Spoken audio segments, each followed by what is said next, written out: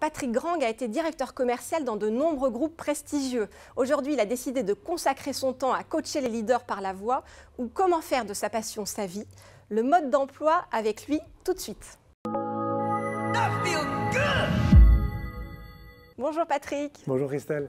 Vous avez eu un parcours vraiment atypique, c'est pour ça que j'ai souhaité vous inviter aujourd'hui. Vous avez commencé par une école de commerce, tout en jouant en même temps dans un groupe de rock. Oui, un petit groupe que j'ai eu le plaisir de monter quand j'étais en prépa en fait, Ouais.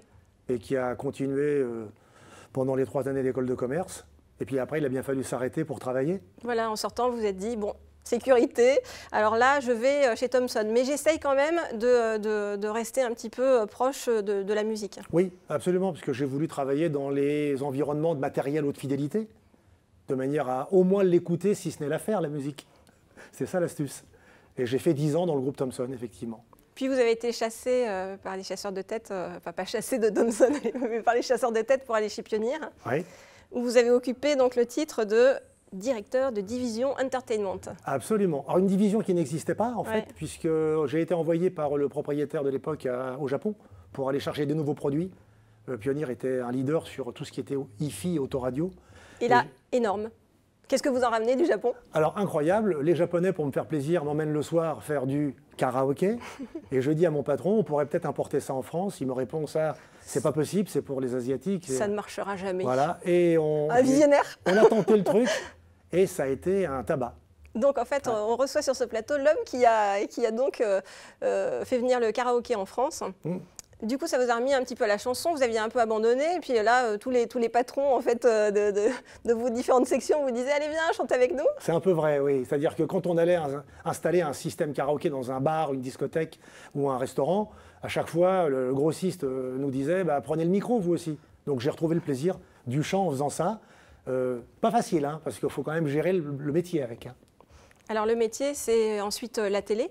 Vous avez occupé de hauts postes en télévision, directeur délégué aux opérations et directeur commercial, donc DG adjoint à TPS, Oui. la télévision par satellite. Mhm. Où là, en fait, vous avez fait quand même beaucoup de partenariats qui vous ont aussi rapproché de la musique. C'est vrai. La tentation est toujours de faire un petit peu des choses par rapport à son goût. Et... On commençait à comprendre. Et c'est vrai que comme on était un bouquet satellitaire, le fait de monter des opérations avec des partenaires musique et sport, notamment, c'est un peu les deux mamelles du recrutement souvent. Hein. M6 Musique, Donc M6 Musique avec, on ne l'a pas vu tout à l'heure, Alexis Gemini, qui, ouais. voilà, qui Le mange chez patron de Deezer. Exactement. Et puis également avec VH1, et puis Fun TV aussi, avec Jérôme Foucret, qui est maintenant le patron de W9. Ouais. C'est ça ? Du coup, on vous a vu on vous a vu en photo. En photo. On vous a vu en photo avec Seal, avec des gens comme ça. Alors ça, c'est effectivement la bascule après TPS. Ouais. Quand TF1. On a été vendu, quand TPS a été vendu par le TF1 et M6, et où j'ai effectivement, Patrick Lelay m'a demandé de prendre la direction de la musique. Alors, Patrick Lelay vous a dit qu'est-ce qui te ferait plaisir? C'est vrai, c'est assez sympa. C'est vrai, c'est vrai. Et là, je me suis dit, ne pas lâcher le morceau, c'est le moment de raccrocher avec la musique. Donc je lui ai dit la musique. Et il m'a dit, OK, je vous donne la direction de la musique. Directeur général adjoint de TF1 Entreprise en charge de la musique et des spectacles. Oui, absolument. C'est le titre qui claque. Ouais, c'est surtout un moment où on mange son pain blanc, parce que c'est vraiment agréable. C'est beaucoup de travail, Ouais. c'est pas mal d'avant-première, de sélection de produits. Il faut quand même que ça soit un business hein, avant tout. Et en partenariat avec Santi, qui s'occupe de l'antenne sur la musique, on a monté des deals, effectivement, avec Seal notamment, où on a été disque diamant. Je crois que ça finit à plus d'1 million d'exemplaires. C'est des trucs qu'on ne fait plus maintenant, enfin, à part le posthume de Johnny. Mozart, l'opéra rock aussi. Absolument. La comédie musicale avec Dovatia et Albert Cohen, qui a également été un succès incroyable. Hein, 1 300 000 spectateurs, 1 million de DVD, plus d'1 million de disques, et une expérience de coproduction. C'était la première fois que TF1 remettait de l'argent dans une production. Donc avec Dove et Albert, c'était vraiment une expérience super. On a aussi monté Cléopâtre, reine d'Égypte, et Aladdin. Voilà, voilà. Il y a une sorte de thématique. Une thématique planante. Ouais, c'est hein. ça. Avec Patrick. Ouais, c'est ça. Ensuite, vous avez enchaîné sur d'autres postes en télé, donc BTV en Belgique, Oui. Eurosport Player, TF1 Prod. Absolument. C'est un peu le hasard du grand groupe Ouais. TF1. C'est qu'on fait des choses 2-3 ans. pratique. Et après, voilà, on peut être amené, selon les demandes des dirigeants, à aller sur d'autres sujets.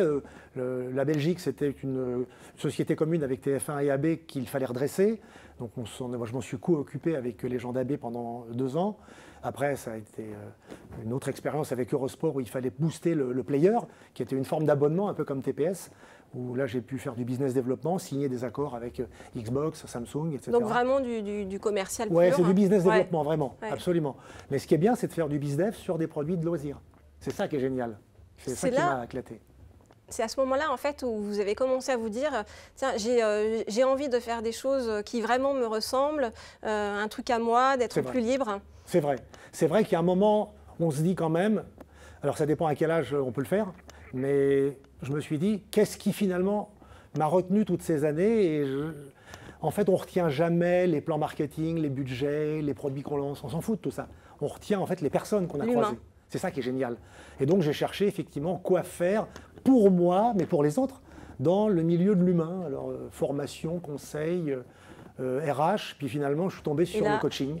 Retour à la musique, parce que c'est coaching par la voix, coaching de grands leaders, coaching de personnes individuelles, mais aussi beaucoup de femmes. Absolument, beaucoup de femmes, parce que quand on coach sur la voix et la prise de parole, on a beaucoup de managers femmes qui ont parfois des difficultés à prendre le pas sur des participants masculins qui ont tendance un peu à la ramener, on va dire. Donc la voix est quand même un peu comme les yeux, le miroir de l'âme. Donc quand on a une maîtrise de sa voix, on a quand même une capacité à tenir l'auditoire qu'on n'a pas quand on est fragile dans son expression phonatoire. Vous enseignez aussi à HEC En master, oui, en Executive Education, hein, pas à la grande école, au master, où j'interviens sur la prise de parole aussi. Juste ce petit exercice que vous m'avez fait faire juste avant de commencer pour qu'on soit à l'aise. Donc, qu'est-ce qu'on doit faire ? La première chose pour exécuter une bonne prise de parole, c'est d'abord de relâcher le ventre, ne jamais le contracter. Sans s'affaler, c'est ce que vous m'avez dit. On ne s'affale pas évidemment, on le relâche, on ne s'affale pas. Ensuite, on détend, on abaisse les épaules. Et la troisième, c'est on abaisse la mâchoire, de manière à ce que l'articulation et la prononciation soient ouvertes et pas fermées, et pas prognates. Et on respire par le ventre. Et on respire par le ventre, en fait, c'est un faux ami. On respire en fait par le bas des poumons, mais on respire jamais par le haut, parce que sinon on suroxygène et donc on fait monter la circulation. Et on respire par la bouche, pas par le nez. Il vaut mieux parce que par le nez, il y a plein de circuits et voilà, c'est pas toujours propre. Donc. Merci beaucoup Patrick. Alors le patron chanteur va nous faire un petit au revoir en chantant. C'est votre caméra. Avec plaisir. À très vite pour une nouvelle success story.